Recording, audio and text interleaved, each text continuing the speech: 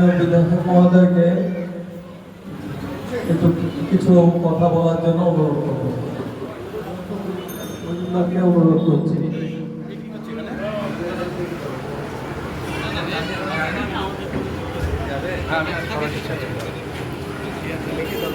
আমরা অত্যন্ত আনন্দিত, আমাদের মধ্যে উপস্থিত হয়েছেন আমাদের বালুরঘাট বিধানসভার বিধায়ক মাননীয় অশোক কুমার লাহিড়ী মহোদয়। তাকে বরণ করে নিচ্ছে আমাদের সদস্য রত্নদীপ মজুমদার মহোদয়। লোকনাথ বাবার এই মন্দিরে আসতে পেরে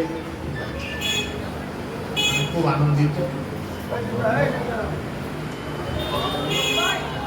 লোকনাথ বাবা সম্বন্ধে কি বলবো, আমি যখন ওর আশ্রমে গিয়েছিলাম কিছু বই কিনেছিলাম, বই কিনে পড়লাম। তো দুটি ঘটনার কথা বলি আপনাদের। যে লোকনাথ বাবা, আমাদের তো এখন হিন্দুদের মক্কায় যাওয়ার অধিকার,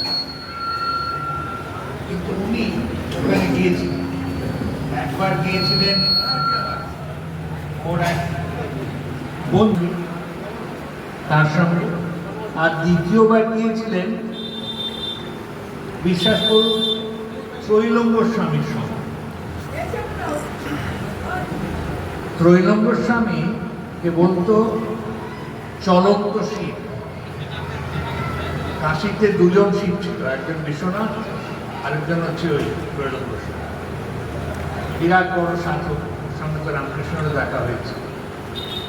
তো ভাবুন, আমার যেটা আশ্চর্য লাগতো যে সেই যুগে, এখন আমরা কলকাতা যেতে গেলে শিয়ালদা বালুরঘাটে যাব না হাওড়ায় যাবো সেটা ভালো, কোথা থেকে কোথা দুবার হেঁটে হেঁটে গেছে। তাই শুধু নয়, আমাদের ধর্ম কিরকম উদার। লোকনাথ বাবাকে জিজ্ঞেস করেছিল একজন যে ব্রাহ্মণ দেখেছো? ব্রাহ্মণ বলো হ্যাঁ দেখেছি। কজন দেখেছো? বললো 3 জন ব্রাহ্মণ দেখেছি। কে? বললো একজন ত্রৈলঙ্গ স্বামী, আরেকজন বললো আমার যদি যতদূর মনে পড়ে আব্দুল গফুর বলে এক সাধু, সে মক্কায় এক গুহার মধ্যে উপাসনা করে 400 বছর। তো লোকনাথ বাবা বলছেন যে আব্দুল গফুর, আর তৃতীয় বললেন অত্যন্ত বিনয়ের সঙ্গে আমি। আমার যেটা আশ্চর্য লাগলো, এখন বালুরঘাট থেকে হিলি আসতে গেলে আমি গাড়ি ধরবো কিংবা টোটো ধরবো কিংবা মোটর সাইকেলে আসবো, হেঁটে তো আসবো। এই সময় বয়সও তো নিশ্চয়ই হয়েছিল, হেঁটে হেঁটে আমার খুব আশ্চর্য লেগেছিল। আর উনি তো সেই যে আসনটায় বসে থাকেন, ওটা দেখবেন যোগাসনে বসে থাকে, ওই আসনই সবসময় প্রতিষ্ঠিত। আর আপনাদের সামনে আর কি বলবো, আপনারা ভক্ত লোক, আপনারা লোকনাথ বাবার অত্যন্ত ভক্ত। মায়ের কাছে তো আর মামাবাড়ি গল্প করে লাভ নেই। তবে আমি লোকনাথ বাবা সম্বন্ধে খুব বেশি জানতাম না। এই বালুরঘাট বিধানসভায় এসেই আমার লোকনাথ বাবার সঙ্গে পরিচয়, কিন্তু এই পরিচয় হতে পেরেছে বলে আমি নিজেকে ধন্য মনে করি।